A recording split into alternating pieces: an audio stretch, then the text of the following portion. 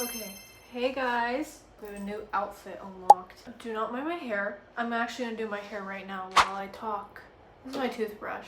I just washed my hair and I never leave my hair down for the airport. Do I need to get a trim? Yes. Okay. Well, actually, I used to have short hair growing up and I hated it. Short? I mean, I liked it, but then one time I was at the public pool with my family and I was very young. And these older kids, I remember they bullied me. They called me Dora. That's besides the point, but I'm putting my hair into braids because it's just very easy to put it into braids and it's low maintenance and I don't have to think about it. I can keep it in braids for, my entire travel time and not have to think about it. And braids are also protective hairstyles, so it helps protect my hair. Anyway, something I want to talk about today. I'll keep this a little bit shorter because I feel like the video's been too long. Today, what I wanted to talk about was the story time of my first panic attack. Yay! Okay. So my first panic attack, I was back in my hometown and I was going to work. And my work, so I work at Brandy, Melville, and I'm the assistant manager. And recently, it's just gone very downhill for our store. So much stress. Me and the store manager have been beyond stressed and we've been insanely understaffed, okay? We had about 17 employees and we were understaffed with 17 employees. Just a little understaffed, but we could get by. But then we had cuts. So we had layoffs and cuts. And with that, we went down from 17 employees to a mere 8 employees. We had 9 employees and then one girl moved to Ireland. I miss her actually a lot, but I hope she's doing good. But this is, probably 3 weeks ago at this point. So we have 8 employees who currently work with us. That's literally insane, by the way, because we were understaffed. We were kind of understaffed at 17 employees and we got cut down to 8. Literally what? So of course, who are the people that have to pick up the slack? Everyone, but especially me and the manager. Obviously, we both manage the store, so we both have to really put in the extra work. Like, it is our store, we have to take care of it, right? That's like what you would think. And I remember I was working 2 weeks straight in a row, and that's already a lot. I don't care if people work 100-hour weeks. I don't care if you work 6 10-hour days, okay? This is not about you, this is about me. I'm talking about my experience. And I realized that I cannot do that. I cannot work 2 weeks straight in a row and be working 8 9 10 hours every day. Like, that is, I just cannot do it, right? I don't think anybody should be able to do that, and just because other people have worked that much doesn't mean you should. Anyway, I don't think anybody should be working that much ever. Anybody. Doesn't matter what your profession is, it's just not healthy. I never had time to do anything.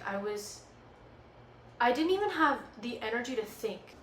So it was just really taking a toll on me, but I just kept going because that's all I knew how to do. All I knew how to do was just like push through it, just keep going, just keep working. It'll be fine. And I won't lie, my paychecks were fat as fuck. Like, I was rolling in it, But at the same time, is it worth it? This is what capitalism makes you think. I'm like, yeah, I will literally work myself to death.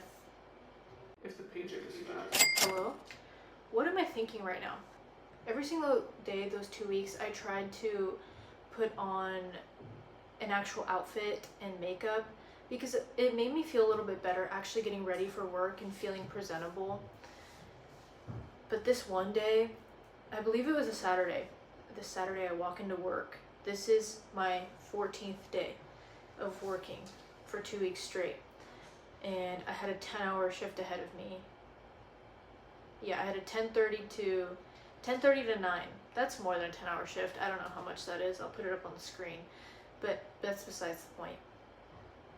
And that morning when I woke up, I just woke up and I started thinking about going to work and I just started crying. But not really.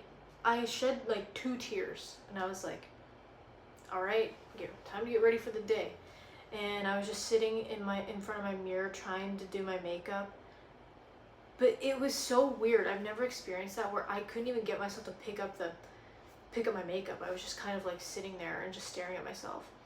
And then I was like, okay, whatever. So I just put on, very basic. I put on lotion, like a tinted moisturizer, and I curled my eyelashes. And then I walked out the door because I just didn't want to be seen. I wanted to wear stuff that didn't make me feel seen. Then I'm in the car on the way to work. I again shed 2 tears. 1, 2. All right, whatever. Just keep going. And I'm so angry. And I'm so angry driving to work, just from everything that has happened in the Brandy world. I was so angry and upset. And I was just thinking to myself, what is the point? Why don't I just walk out right now? What is the point? But I get to work nonetheless, and I'm talking to Tori, which is the store manager. And then eventually I go to clock in, and it's super busy because it's a Saturday. It's super busy, and I'm already overwhelmed and stressed. The music is so loud. You can hear people stepping. It's claustrophobic. People are yelling. There's kids. There's people stealing. Like, there's just so much going on. And I didn't know if I could do it. And I was doing go backs, which is where you put the clothes that people tried on back to where they're from. And when it's busy, it's so hard to do go backs because there are so many people everywhere and you're just trying to walk your way through. Say, excuse me, and nobody's moving. And I was just so done. I was so done, and I was just feeling nauseous. I was feeling so nauseous because I think, so stressed. But I never have felt stressed, but I believe it was just a part of daily life that it turned into nausea, and I was feeling so nauseous. And I go up and help ring for a little bit because it's super busy, ring up people in the register. And then I go in the back, and then I just go in the bathroom, and I just start crying for like 2 minutes. And then I just tell myself, okay, pull yourself together, it's fine, like it'll slow down, just go back out there. I'm like, okay. So I calm down, go back out there, and Tori looks at me and she immediately goes, what's wrong? Are you okay, Misaki? And I'm like, I can't say anything. I feel choked up. I can't say anything. She's like, okay, come on, let's go in the back. I was like, okay. She goes, Misaki, are you okay? Like, you look ill. And in that moment, I just immediately started bawling my eyes out. It was like those little tears from earlier just were the precursor to what was going to happen. So I just started bawling my eyes out. And it was the kind of crying where you're like, I was hyperventilating. I was crying. I had to sit down. I thought I was going to throw up. And I've never felt this sensation before. I felt like pins and needles all around my face and my neck. I later found out that was just from me hyperventilating, so it was like imbalance, whatever. And I was like that. I was inconsolable for probably over an hour, and then I called my mom and I was like, Mom, I need you to like come pick me up. I can't. She's like, okay, I'll come.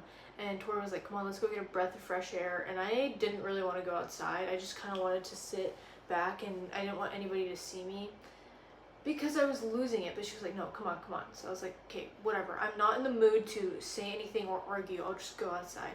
And then this old guy, this old fuck, like walks past me. He goes, I hope your day gets better, young lady. There's so much to be happy for. and in that moment, it was just pissed me off so much. Like, I understand that you are trying to be kind, but it feels humiliating when you're yelling that at me from 20 feet away with a bunch of your old people friends. Don't fucking talk to me. I was so angry, and I literally just looked at him, and I literally just looked at him and just shook my head, and I was just, oh, I wish I wasn't, I wish I used my free will more. I wish I cursed him out in that moment. I understand that his intentions may have been in the right place, but the impact was just completely wrong. Like, you're seeing me hyperventilating, crying, and you're gonna be like, I hope your day gets better, little lady. yelling at me from 20 feet away with your stupid ass friends. Get the fuck away from me. Don't piss me off. So annoying. Whatever. And it was from just like a gross old man. I just keep crying. I can't stop crying. I can't stop crying and hyperventilating. And my eyes are swollen, and it was honestly kind of embarrassing, I won't lie, everybody seeing me cry like that. But it is what it is. It happened. Whatever. That was my first ever panic attack at work, and I had to leave work early. I was crying for 3 hours. I have never experienced that before in my life, and I was kind of scared. I've never experienced a panic attack in my life before, and it was because of work and how stressful a retail job should never be that stressful to the point where I'm having a panic attack thinking about the work that I'm gonna do. Bruh, bruh, bruh, bruh. I want to do a little expose on.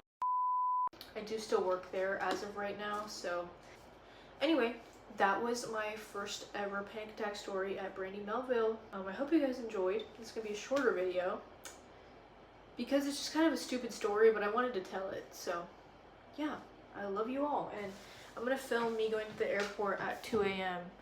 and I already packed everything, which I'm kind of proud of. But yeah, I love you all. Mwah.